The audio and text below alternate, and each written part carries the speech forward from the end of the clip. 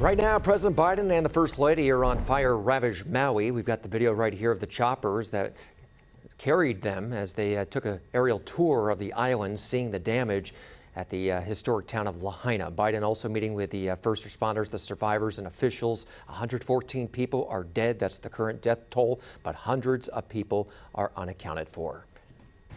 My administration has been in constant contact with the governor and congressional delegation and local leaders. As soon as I got the governor's request, I signed the major disaster declaration that mobilized the whole of government response, which means whatever you need, you're going to get. For example, the Coast Guard and Navy immediately supported maritime search and rescue operations, while the Army helped fire suppression. Here's what we've been doing since. First, we focused on search and rescue, which is still going on. Right now, there are over 450 search and rescue experts working round the clock. Second, I've identified FEMA's Administrator Griswold to lean forward, as she always has done, to help survivors get immediate aid. FEMA's quickly provided 55,000 meals, 75,000 liters of water, 5,000 beds, 10,000 blankets, working to help remove the debris, repair roads, and restore power. Well, CBS 13's Jordan Segundo joins us live on Maui. Jordan, good to see you. Hi, Ashley and Curtis. Yes, as you heard right there in that video, President Biden speaking and addressing not just the people of Hawaii, but basically the nation and the world right there on Front Street next to the banyan tree. Such an iconic symbol of Lahaina. We did hear the work that he is doing and the resources that he will be providing in the recovery efforts here on Maui. Now, later on, with part of his visit, he is also expected to meet with some of the fire victims and the fire survivors. And for some of these Lahaina residents, his visit couldn't come soon enough. President Biden and First Lady Dr. Jill Biden touched down on Maui to survey the destruction caused by the deadly wildfires. It really feels different when you're on the ground and can see the total devastation of Lahaina town.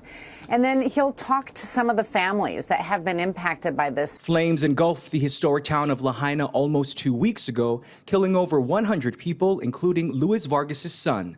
The 14-year-old was home alone when the fire started. When I got to his bedroom, he was there, lying and hugging my dog. But he was not as I expected, in ashes. The Maui County Mayor now says 850 people are listed as officially missing. He's thanking the FBI and local police for locating 1,200 individuals. We are both saddened and relieved about these numbers as we continue the recovery process. This man has been putting up posters with pictures of his stepfather, hoping he might still be found alive. We don't know if he might have left early, but ran into another area where it was bad or so, and they might have diverted him back, and he might have been going around in a circle. While the work here goes forward, frustration is mounting about what some view as the slow and inefficient federal response. Just disappointed. They dropped the ball in more ways than one. The Biden administration says it plans to continue to bring in resources to support the needs of the people and be there for Maui as long as it takes.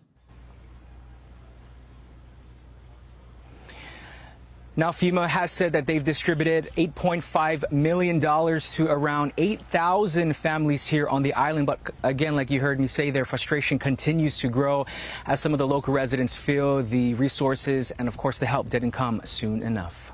Yeah, Jordan, mixed messages there. Some excited to have the president there finally, but then you spoke with some people who aren't even happy that the president's there. So what's your takeaway from that? You know, the people that I spoke with, Curtis, are still really frustrated. As you can imagine, as soon as the fire started, they closed access to this part of the island, not allowing anyone out of this area or into the area. So a lot of the families who had to evacuate Lahaina ended up going out towards the west. And as they did so, they were pretty much left without anything. And as you can see with some of the videos that we've shared throughout the week, a lot of the locals took it upon themselves and bringing supplies by boat, by jet ski to the people who really needed it on this side. Luckily, everything has opened up, so we're able to get access to the west side, but there are still thousands of people living in uncertainty, just not quite sure where they're going to be for the next couple of days or even months and years as far as housing. All right, Jordan, thank you. Well, CBS 13 and Good Day Sacramento have teamed up with the Red Cross to help wildfire victims on Maui. To make a donation, visit our Red Cross page by simply scanning the QR code right there on your screen, or go to cbs13.com and click on the link at the top of the page.